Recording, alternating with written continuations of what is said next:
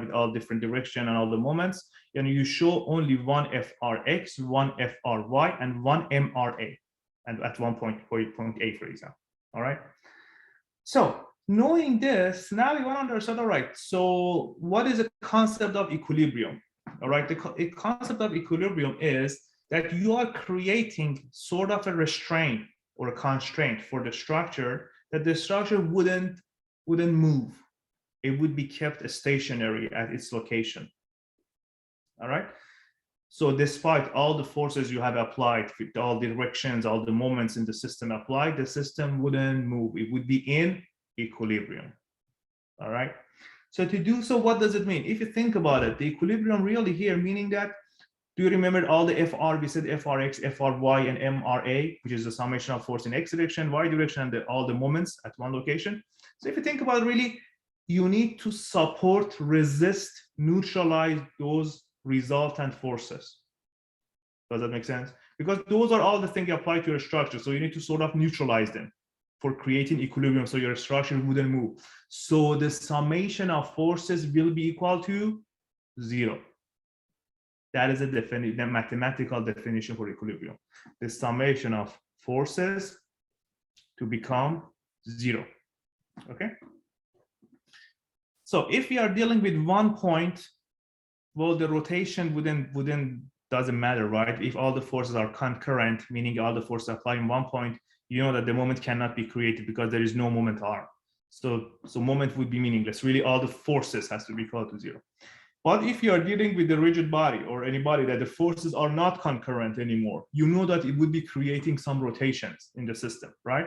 So not only in these rigid bodies, you need to satisfy summation of forces to be equal to 0. Also, summation of moments have to be equal to 0 for not moving, for being stationary, for being statics.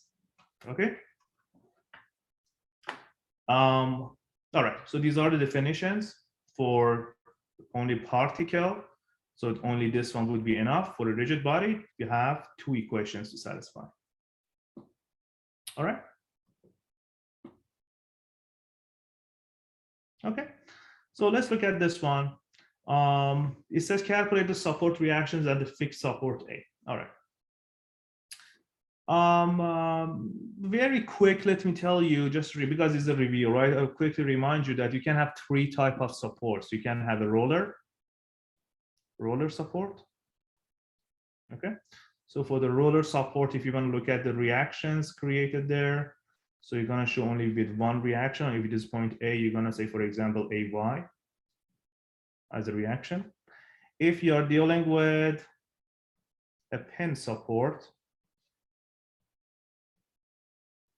all right, so you're going to have 2 reactions.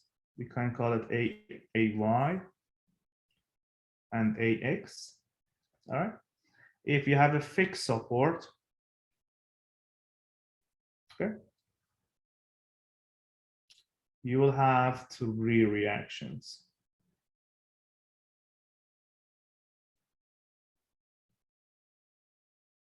AX, AY, and MA. All right. So 3 types of supports we can have. What are the needs for the support? What does it mean, support? Support is something you put on the structure to neutralize all the forces applied to then restrain and restrict the translation. That is the reason we use support, to connect it to the ground so it wouldn't move. That is our philosophy, right? It can have 3 types: roller, pin, and fixed. All right. So in this problem, as you can see, it is a fixed support. It is a fixed support. All right. So when it shows something like this to you, it is talking about the 3 reactions at this end. All right. So if I want to show the reactions, I would say this is OY, right? This to be your OX, and there should be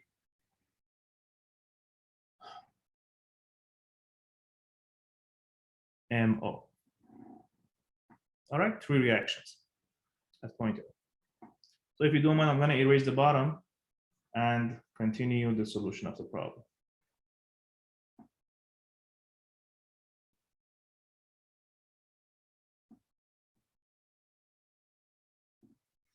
All right. So let's see. So how we can find these reactions? I need to satisfy summation of forces to be equal to 0. I need to satisfy summation of moment to be equal to 0. This term itself, it becomes in two parameters, in two shapes, because we are in 2D system. In 2D system, summation of forces, meaning summation of forces in x direction and summation of forces in y directions to be equal to 0. All right.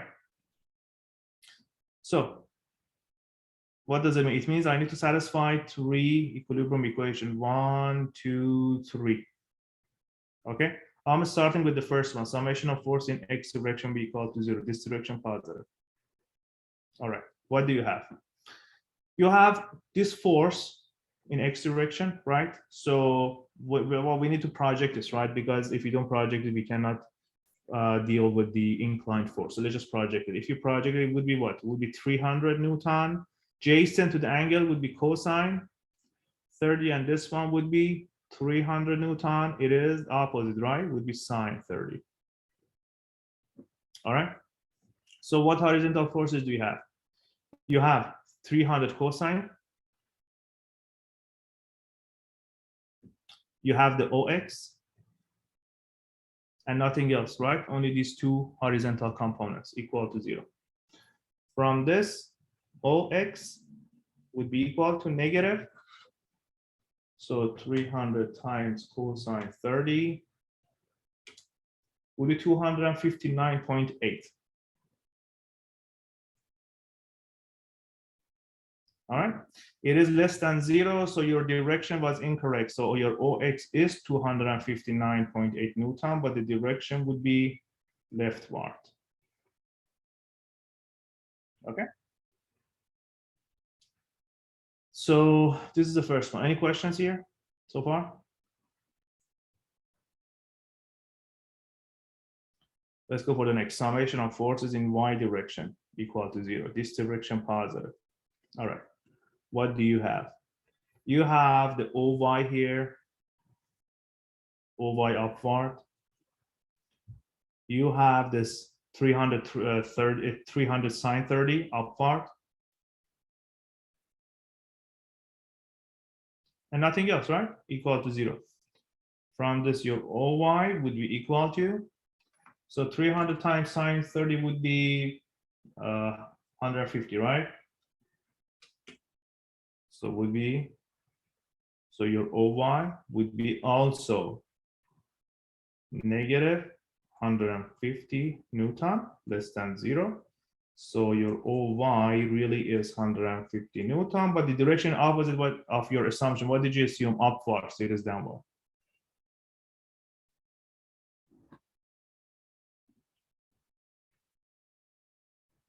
All right.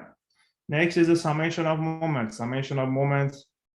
You can select summation of moments about any point equal to 0, but usually you would select the point that would be helping you the most. So look at this. If I find the moment of summation of moment of point O equal to 0, OX and OY would be gone. So two less basically parameters inside the summation of moment equation it would be. So point O would be really the good point to select because of finding the MO. So equal to 0, this direction positive. So what do you have? OX and OY passing through point O, so no moment for them. MO, it is clockwise, so negative MO. What else? We have this upward force. As you can see, this upward force creates a clockwise rotation, so positive 300 Newton sine 30. What is the arm for this? The arm for this one is what? Does that make sense for if I say this is 0.4 plus this side? Does that make sense? Tell you 0.4 plus this. How much this direction? How much it would be? If you think about it, this side, this hypotenuse is 0.3, right? This angle would be 45 as well, right? So it is, if you think about it, it is adjacent. It is adjacent to 45. So does that make sense? 45. Say it is 0.3 cosine 45. So it is 0.3 cosine 45.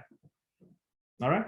So here would be what would be 0.4 plus 0.3 cosine 45. All right. Let's go to the next one, to this one. As you can see, this one is creating clockwise rotation. So negative 300 cosine 30. What is the arm for this? Would be this vertical side, right? This side. This side would be opposite to 45, right? So it's going to, we can say hypotenuse, 0.3 sine 45, right?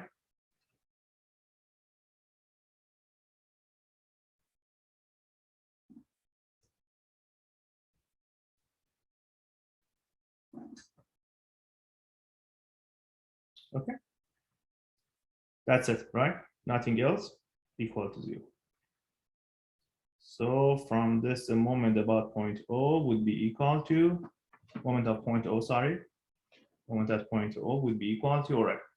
So the way that we can solve this, we can say 300 times sine 30, and then multiply by 0.4 plus 0.3 times cosine 45. And then we get a minus 300 times cosine 30 times 0.3 times sine 45. So I got 36.71. John, let me know if you find any other value.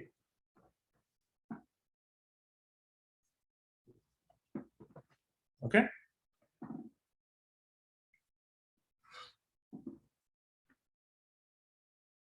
So we have found OX, OY, and MO. This guy is positive, so what you have assumed is correct. So really, let me just write that as well. So this is positive, right? So the direction you have assumed is correct. So it is counterclockwise.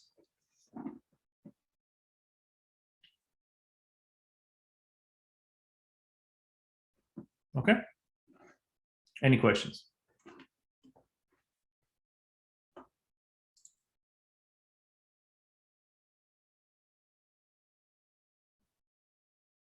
All right, ready to go?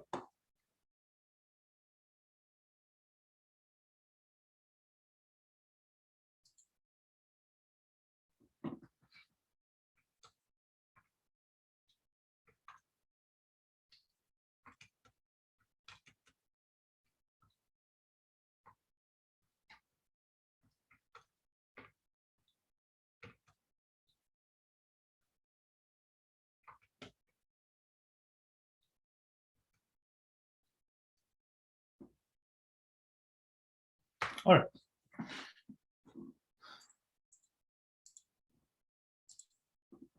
All right. So the next topic is trusses. So on trusses, in overall, there are like two methods you can be using. There are method of joint, on which, what does it mean? On which you mean you need to cut and isolate one joint, right? And show the free body diagram of the joint, free body diagram of joint B. Okay, so you show the joint B here, you show the 500 Newton force. Also, you cut this member and this member. You know that whenever you cut, you need to show the internal force. So we're gonna call it FBA and we're gonna call it FBC. So then we can write equilibrium equation for this joint. So it means in 2D systems,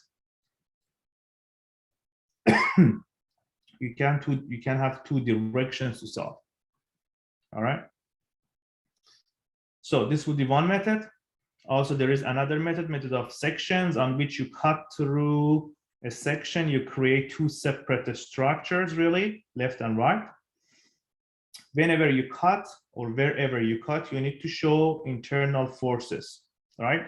So you draw the full body diagram of the left and right. So you need to show all the external loads, also the internal force as a result of cut. So again, summation of forces, there are two basically forces you can use from this condition. Also here you have the summation of moment equal to 0 because now the forces are not concurrent. It is not only one joint. You can have all the different rotations in the system. All right. Okay. This is another method. So there is another thing we want to talk about, the trusses, and this is the concept of zero force members. So this zero force members, it is very highly likely that it would be asked in your exam because it is really, I would say, aligned with the concept of short answers, because it is just a matter of you figure out what's going on in the truss and figure out where are the zero force members.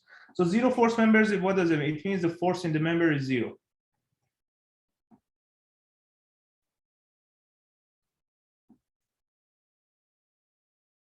All right.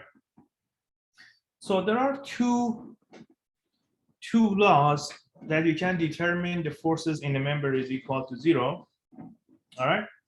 First law says if you have two members connected in one joint, in a common joint, and there is no external forces. So two members, right, connected on a joint with no external force applied on the joint. So it means both members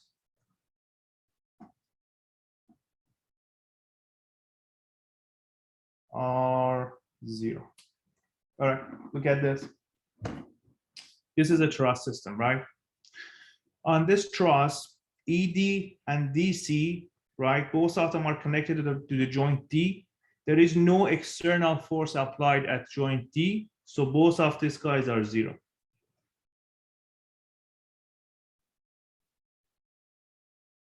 Look at this, the joint A. On joint A, member AF and member AB connected at joint A, no external force applied at A, so both of these guys also 0.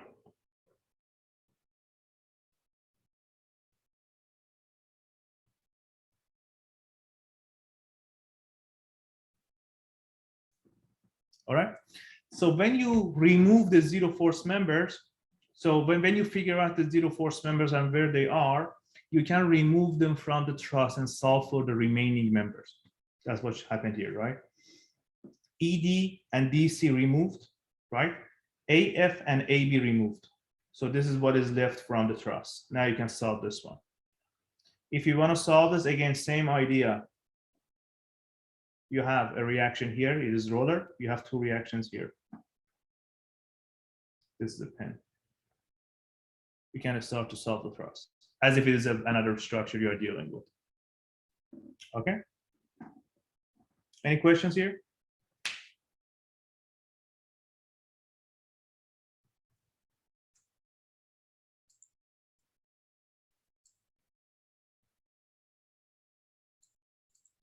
All right. So let's continue.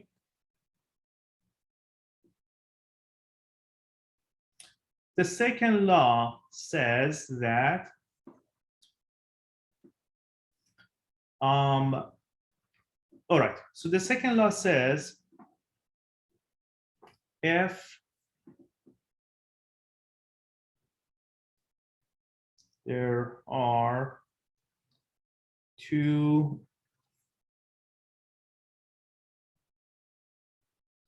collinear forces attached on a joint with no external force on the joint. Also, the third member is connected to the joint. All right. If you have this situation, the third member is 0. All right. What does it mean? Look at this. This member ED and this member DC, they are collinear, right? The third member AD is coming and attaching to this joint, and there is no external force at point D, correct? So this is 0. The third member is 0. All right. Another scenario. DC and CB are collinear, 2 members collinear, connected at the joint C, right? The third member AC attached to this joint. There is no external load at joint C. So the third item is 0 as well. All right. So when you remove these two, you know that you can remove the 0 force members, and you look at the rest of the structure. That's what happened at the bottom, right? Again, you can just start to solve this problem. Here, you have a reaction for this. Here, you have 2 reactions.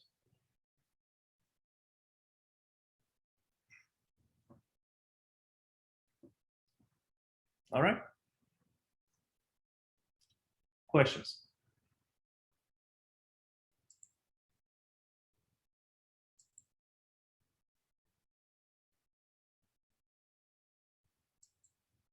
Okay.